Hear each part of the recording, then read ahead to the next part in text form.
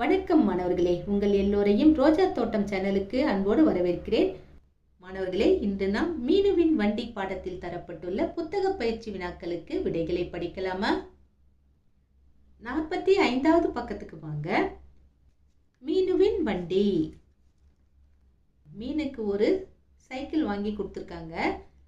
அவ ஏற்கனவே 3 சக்கரம் வச்சிருக்கிற ஒரு குட்டி சைக்கிளை ஓட்டிக்கிட்டு இருந்தா. இதை பத்தி சொல்றதுதான் இந்த பாடம். மீனுவுக்கு புதிய மிதிவண்டி கிடைத்தது. அவள் துள்ளி குதித்தாள், சிரித்தாள், மகிழ்ந்தாள். இதனை பழைய 3 சக்கர வண்டி பார்த்தது. அது என்ன நினைத்திருக்கும்? 3 சக்கர வண்டிக்கு ஒரே பிளாஷ்பேக் தான். பழசெல்லாம் நினைச்சு பார்க்குது. என்ன நினைக்குது? உனக்கு 3 வயது இருக்கும். முதல் முறையாக சந்தித்தோம். என் மேல் ஏறி அமர்ந்தாய். பிறகு என்ன செய்தாய் தெரியுமா?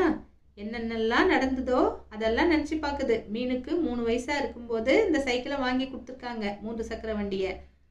அப்போ மீன் என்னென்னலாம் பண்ணாங்கிறத இந்த சைக்கிள் இப்போ நினைச்சு பார்க்குது. அப்பா, வண்டி ஓடுது ஓடுது, வேகமா போ வேகமா போ, டுர் டுர். என் வண்டி வேகமா போகுது. நீயாக ஓட்டத் தொடங்கினாய். ஒரு முறை இருவரும் விழுந்தோம். என் கண்ணில் கண்ணீர். நீயோ சிரித்தாய். நீ துணிச்சலான பெண்தான். விழுந்து விட்டாயா? ஹஹா, எனக்கு சின்ன காயம்தான், இருந்தாலும் ஓட்டலாம். மீனு துணிச்சலான பெண் அப்படின்னு வண்டி நினைக்குது. ஒரு நாள் மழை பெய்தது. மழையில் ஓட்டாதே என்றார் பாட்டி. நீ கேட்கவே இல்லை. இருவரும் மழையில் நனைந்தோம். என் சக்கரங்களில் சேறு அப்பியது. மழை நீரில் கவிழ்ந்தேன். நீ என்ன சொன்னாய் தெரியுமா? என் வண்டி நீச்சல் அடிக்குது, ஹிஹி. இதோ சுத்தமாகிவிட்டது. பாட்டி தண்ணி விட்டு கழுவிட்டாங்க. நீ என் நல்ல நண்பன் அப்படின்னு மீனு சைக்கிளை கட்டி பிடிச்சிக்கிறா. அதுக்கப்புறம் என்ன நடக்குது? மிதன் உன் நண்பன். அவனும் உன்னுடன் வண்டி ஓட்டுவான். இருவரும் போட்டி போட்டு ஓட்டினீர்கள். அப்போது என்ன நடந்தது? சிரித்து சிரித்து என் சக்கரமே கழண்டு போனது. ஆடு நிறுத்து. மே ஆடு குறுக்க வந்துருச்சு. என்னாச்சு? வண்டியிலிருந்து கீழே விழுந்தா. அதுக்கப்புறமா எழுந்து வண்டியில உட்காந்துக்கிட்டு மன்னிச்சிடுங்க தாடி மாமா அப்படின்ட்டு போறா. தாடி மாமான்னா யாரு? இங்க ஆடுதான், வேற யாரு? ஆட்டுக்கு தாடி இருக்கும்ல, அததான் அப்படி சொல்றா. அதுக்கப்புறமா என்ன கொடுத்துருக்காங்க? இரவில் நீ தூங்குவாய். நாம் இருவரும் தெருவில் செல்வதாக நான் கற்பனை செய்வேன். நானே என் மணியை மெதுவாக அழுத்துவேன். Drink drink. நீ சிரிப்பாய், நானும் சிரிப்பேன். என் சக்கரத்தில் வரும் கிர் கிர் சத்தம்தான் என் சிரிப்பு. என்னிடம்தான் ஓட்டி பழகினாய். இப்போது நீ வளர்ந்து விட்டாய். புதிய மிதிவண்டியில் செல்கிறாய். அதில் எனக்கு மகிழ்ச்சியே. நான் பழைய பொருள் ஆகிவிட்டேன். இனி உன் நினைவுகளோடு இருப்பேன். ஐயோ, இந்த 3 சக்கர மிதிவண்டி சென்டிமெண்டா பேசுதே. பழைய பொருள்கள் இருக்கும் கடைக்கு செல்கிறேன். போய் வருகிறேன். டாடா. அடுத்து என்ன நடந்திருக்கும்? பழைய பொருள்களை ஏற்றி செல்லும் வண்டி நகரத் தொடங்கியது. மீனு அங்கே வந்தாள். அப்போது 3 சக்கர வண்டி சிரித்தது. ஏன், என்ன நடந்தது? சோகமா பேசிட்டு இருந்த அந்த வண்டி இப்ப சிரிச்சது. எதனால சிரிச்சது? நமக்கு விடை கீழே இருக்கு. என்னன்னு பார்ப்போமா? அதை தெரிந்து கொள்ள வேண்டுமா? ஒவ்வொரு தொடரிலும் உள்ள 1, 2, 3, 4, 5வது சொற்களுக்கு அடிக்கோடிடுங்கள். விடை கிடைக்கும். நமக்கு ஆன்சர் வேணும்னா அவங்க சொல்ற மாதிரி செய்யணும். 5 சொற்றொடர்கள் தந்திருக்காங்க. 5 சென்டென்ஸ் கொடுத்துருக்காங்க. முதல் சொற்றொடர்ல முதல் சொல்ல நாம அண்டர்லைன் பண்ணணும். 2வது சொற்றொடர்ல 2வது சொல்ல அண்டர்லைன் பண்ணணும், அடிக்கோடிடணும். 3வது சொற்றொடர்ல 3வது சொல்ல அடிக்கோடிடணும். 4வது சொற்றொடர்ல 4வது சொல்ல அடிக்கோடிடணும். 5வது சொற்றொடர்ல 5வது சொல்ல அடிக்கோடிடணும். அடிக்கோடிட்டுட்டோமா? இப்போ அடிக்கோடிட்ட சொல்லெல்லாம் எடுத்து கீழே எழுதணும். எழுதிட்டு படிச்சு பார்த்தா நமக்கு விடை கிடைக்கும். இப்போ படிச்சு பார்ப்போமா? மீனு ஓடி வந்து தொட்டு பார்த்து டாட்டா காட்டினாள். அதாவது அந்த 3 சக்கர வண்டிய மீனு ஓடி வந்து தொட்டு பார்த்து டாட்டா சொல்றா. அப்போ மகிழ்ச்சி அடையும் தானே அந்த 3 சக்கர வண்டி, அதுதான் சிரிச்சிருக்கு. இந்த கதை முடிஞ்சது. அடுத்து பாருங்க, வண்டி வண்டி மிதிவண்டி, வண்டி வண்டி மிதிவண்டின்னு மிதிவண்டியே இல்லாம மிதிவண்டி ஓட்டுற மாதிரி செய்கை விளையாட்டு விளையாடணும். வண்டியே இல்லை, ஆனா வண்டி ஓட்டுற மாதிரியே நாம பில்டப் பண்ணணும். இந்த விளையாட்டை நீங்க விளையாடுங்க. அடுத்தது செய்து பழகலாம். பின்தொடர்ந்து படிக்க, பாடத்தை படிக்க கேட்டும் ஒலிப்பதிவை கேட்டும் பின்தொடர்ந்து படிக்கலாம் அப்படின்னு கொடுத்துருக்காங்க. அந்த QR கோடை ஸ்கேன் பண்ணி நீங்க இந்த பயிற்சியை செய்யலாம். அடுத்து கீழே வந்தீங்கன்னா கதையில் பிடித்த சொற்களை எழுதுக.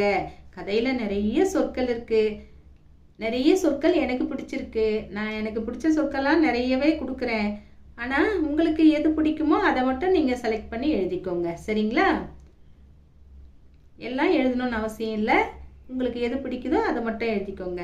மிதிவண்டி, ஒரு முறை, தெரியுமா, நீச்சல், சுத்தம், நண்பன், 3, வயது, போட்டி, கற்பனை, பொருள்கள், சேரு, நிறுத்து, மாமா, வந்தால், குதித்தால், சிரித்தால், மகிழ்ந்தால், சிரித்தது. சொற்கள் நிறைய இருக்கு. உங்களுக்கு பிடித்த சொற்கள் வேறு ஏதாவது இருந்தா நீங்க அதை பார்த்து எழுதிக்கோங்க. ஒரு உதாரணத்துக்கு தான் நான் இதை கொடுத்துருக்கேன். எழுதின சொற்கள்ல அதிகமான சொற்கள் ஒன்று போல் எழுதிய நண்பர் யாராவது இருந்தா அவங்க பேர் எழுதுங்க. ஒன்று போல் எழுதிய சொற்களின் எண்ணிக்கை, எத்தனை சொற்கள் அந்த மாதிரி எழுதியிருக்காங்களோ அந்த சொற்களின் எண்ணிக்கையை இங்க எழுதுங்க. அடுத்து பாருங்க, பாடத்தில் அடிக்கோடிட்டு எழுதுக. அருகருகே வந்துள்ள ஒரே எழுத்து ஒரே சொல். இங்க நம்ம இப்போ பாடத்துக்கு போகணும். பக்கத்துல வந்திருக்கிற ஒரே எழுத்தை அடிக்கோடிடணும். அதுக்கப்புறம் ஒரே சொல்லையும் நாம அடிக்கோடிடணும். பார்க்கலாமா? அடிக்கோடிடுறதோட நிறுத்தக்கூடாது, அதையெல்லாம் கொண்டு வந்து இங்க எழுதணும். முதல்ல நாம அடிக்கோடிட்டு வந்துடலாம். முதல்ல 45வது பக்கத்தை எடுத்துக்கிறீங்களா? அங்க இருக்கு பாருங்க, ஆ ஆ இருக்கு இல்லையா? இததான் வந்து எடுத்துக்காட்டுக்கு கொடுத்துருக்காங்க. இது வந்து ஒரே எழுத்து.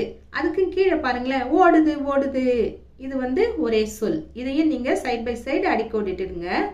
அதுக்கப்புறம் பாருங்க, இந்த பக்கம் டுர் டுர்னு இருக்கா, இதை நீங்க அடிக்கோடிடுங்க. அதுக்கப்புறமா 46வது பக்கத்துக்கு வந்தீங்கன்னா சைக்கிள் விழுந்துருச்சு இல்லையா? அங்க ஆ விழுந்து விட்டாயான்னு இருக்குல்ல, ஹா ஹா இருக்கா, அதை அடிக்கோடிடுங்க. அதுக்கப்புறமா அதுக்கு கீழே வந்தீங்கன்னா என் வண்டி நீச்சல் அடிக்குது இப்படி போட்டு ஹி ஹி இருக்கா, இதை அடிக்கோடிடுங்க. அதுக்கப்புறமா 47வது பக்கத்துக்கு வந்தீங்கன்னா ஊ ஊ இருக்கா, அதை அடிக்கோடிடுங்க. அதுக்கப்புறமா மே மே இப்படி பக்கத்துலயே இருக்கா, அதை அடிக்கோடிடுங்க. அதுக்கப்புறம் கொஞ்சம் கீழே இறங்கி வாங்க. அங்க கீழே கொடுத்துருக்காங்க இல்லையா, இரவில் நீ தூங்குவாயின்னு, அந்த பேராகிராஃப்ல கீழே வந்தீங்கன்னா ட்ரிங் ட்ரிங் இப்படி கொடுத்துருக்காங்க இல்லையா, இதுதான் வந்து புத்தகத்திலேயே கொடுத்துருக்காங்க. அதுக்கு கீழே வந்தீங்கன்னா கடைசி வரியில கிர் கிர் இப்படி இருக்கா, இதையும் நீங்க அடிக்கோடிட்டுக்கலாம். அதுக்கப்புறமா 48வது பக்கத்துக்கு வாங்க. அங்க பழைய பொருள் எல்லாம் எடுத்துக்கிட்டு வண்டியை ஓட்டிட்டு போறாரு இல்லையா, அதுக்கு மேல் வரியில பாருங்க, பழைய பொருள்கள் இருக்கும் கடைக்கு செல்கிறேன், போய் வருகிறேன், டாடா இப்படி இருக்கு இல்லையா, அதையும் நீங்க அடிக்கோடிட்டுக்கலாம். இப்போ எல்லா இடத்துலையும் இருக்கிறத நாம அடிக்கோடிட்டுட்டோம். இப்போ இங்க எடுத்து எழுதணும். அதை நான் எழுதி காமிச்சிருக்கேன். இதை நீங்க அப்படியே பார்த்து எழுதிக்கலாம். பொறுமையா பார்த்து எழுதுங்க. சரிங்களா?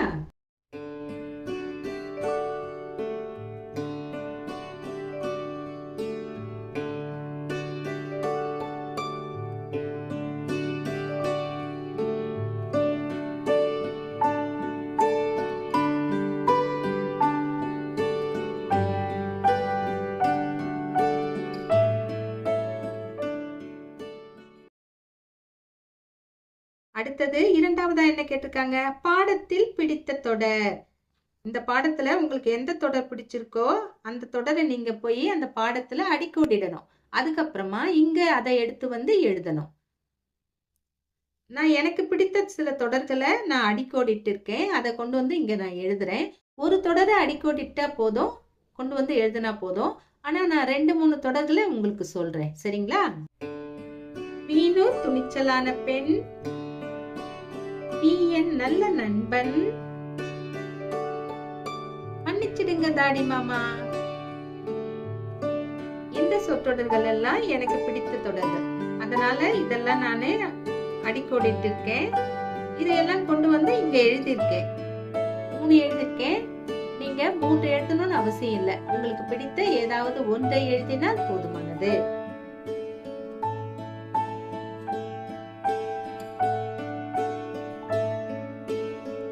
மாணவர்களே, இன்று நாம் மீனுவின் வண்டி பாடத்தில் கொடுக்கப்பட்ட புத்தக பயிற்சிகளுக்கான விடைகளை பார்த்தோம். இந்த பாடத்தின் தொடர்ச்சியை நாம் அடுத்த காணொளியில் காணலாம். அதுவரைக்கும் டாடா, பை பாய்.